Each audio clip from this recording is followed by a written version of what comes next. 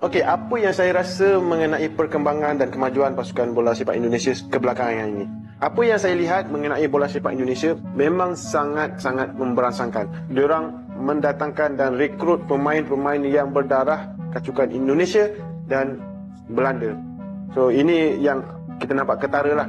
Dari segi pemain sangat berkualiti yang ada pengalaman dekat Belanda, so bawa ke negara ASEAN dan diorang boleh membantu pasukan Indonesia. Dan saya rasa dengan visi yang ada dengan Presiden PSSI dia iaitu Erick Thohir, itu yang terjadi dan kita tengah tengok kebangkitan pasukan Garuda. Dan nampak sangat drastis juga dia punya peningkatan. Pandangan coach terhadap bola sepak di Indonesia sekarang? Okey, bola sepak di Indonesia sekarang sangat berubah kerana Erick Thohir. Erick Thohir adalah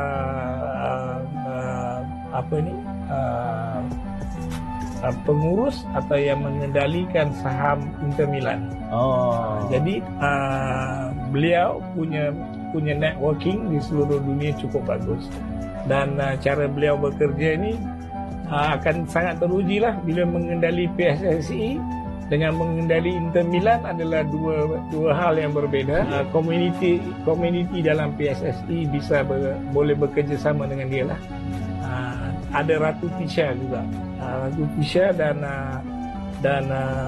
Erick Thohir ini akan membuat perubahan yang besar. Tapi bagi saya lah, apa yang mereka lakukan sekarang, liga diorang pun sangat berjalan dengan lancar. Fans kat sana of course ekstrim, tapi untuk pembangunan banyak kelab, bila banyak kelab, banyak pembangunan, banyak pemain muda yang boleh bermain untuk pasukan kebangsaan. Walaupun ada ramai pemain import, tapi peluang untuk pemain muda dia bermain di peringkat tertinggi sangat banyak. So that's why pemain muda di sana sangat cukup bagus. Dari segi kondisi padang dia, stadium dia banyak buat perubahan, banyak investment dengan menaik tarafkan stadium. Dari situ kita nampak bola sepak Indonesia lebih sedikit daripada negara kita. Kalau kita nak bezakan dengan negara kita, tak ada banyak yang buat perubahan stadium dalam negara kita. Indonesia kebelakangan ni tengok dia merubah, menaik taraf, penambahbaikan stadium, rumput, grandstand, dan dari situ kualiti semua bola sepak nampak lebih. Dari segi komersial pun sangat-sangat bagus. Just nak cakap aku cukup suka dengan progres Indonesia. Ya. Yeah. Aku cukup suka. Entah kenapa.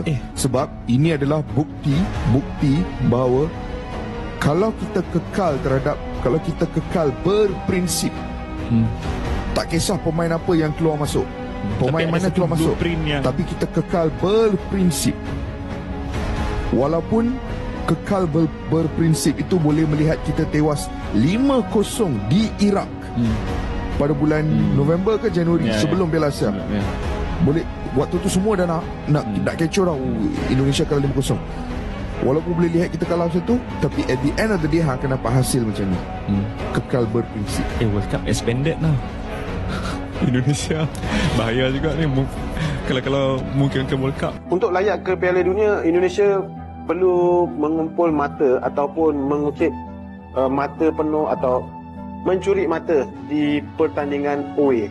Contohnya berlawan Arab Saudi, bertemu dengan Australia di away nanti harus mengambil poin, kurang kurang 1 poin macam ni atau menang. So calculation untuk setiap perlawanan sangat penting. Calculation on group, contoh away kena collect 1 poin, home kena menang 3 poin. So calculation tu sangat penting dan perancangan tu kena sangat teratur.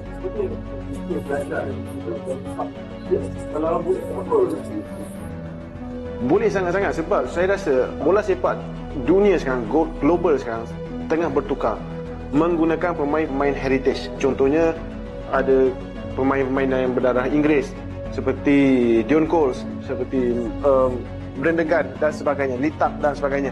Itu pemain heritage yang boleh memberi impact kepada pasukan kebangsaan. Kita kena ambil peluang tu, kena untuk bersaing dengan pasukan-pasukan yang besar. Kalau tak, kita akan ketinggalan dan lambat untuk belajar, untuk meningkat. So, kita kena ambil peluang tu. Mungkin ada seseorang yang mampu menjadi macam Erick Thohir, yang mampu merubah pasukan Harimau Melaya.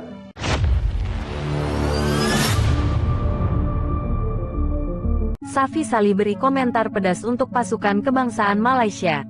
Keadaan pasukan kebangsaan Malaysia kini menjadi sorotan hangat di kalangan peminat bola sepak, pakar, dan legenda bola sepak negara.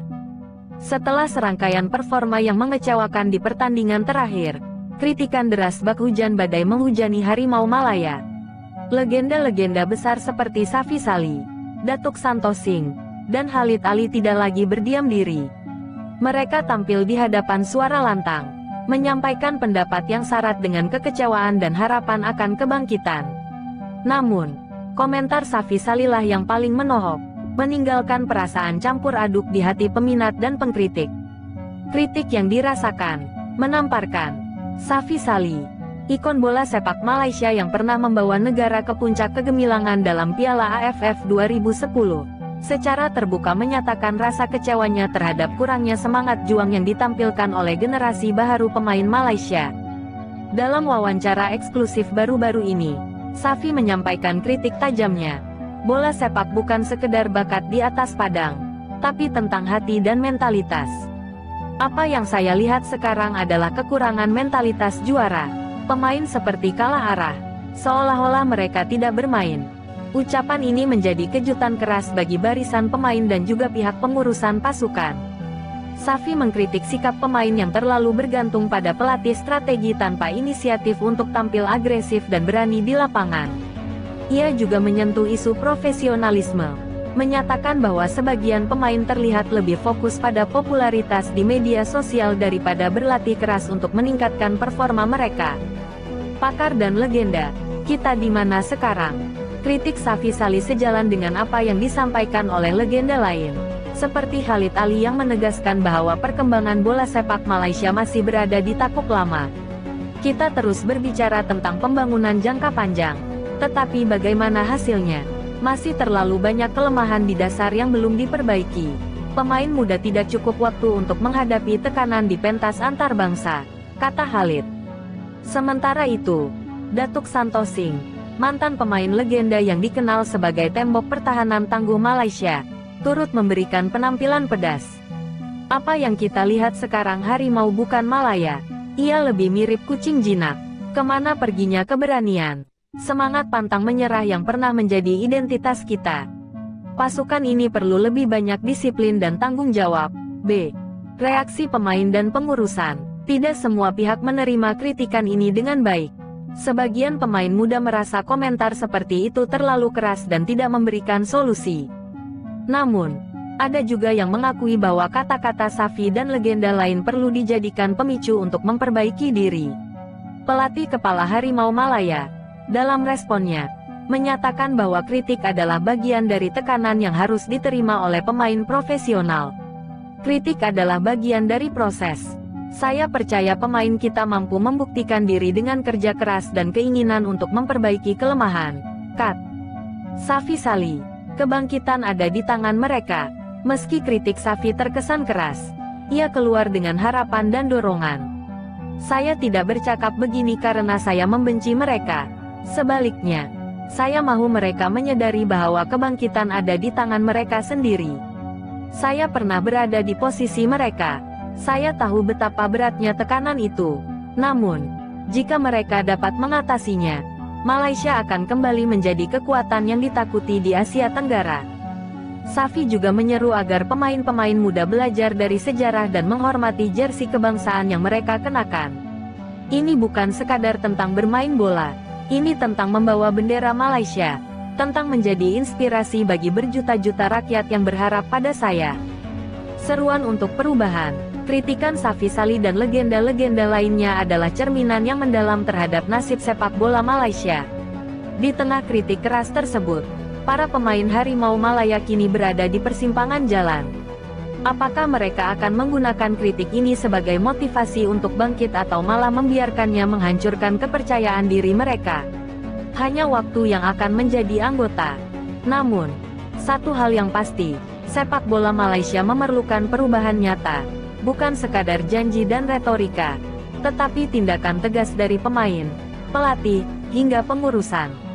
Seperti kata Safi Sali, Harimau Malaya pernah menjadi raja di Asia Tenggara. Tidak ada alasan mengapa kita tidak boleh kembali lagi, tapi itu hanya akan terjadi jika kita semu.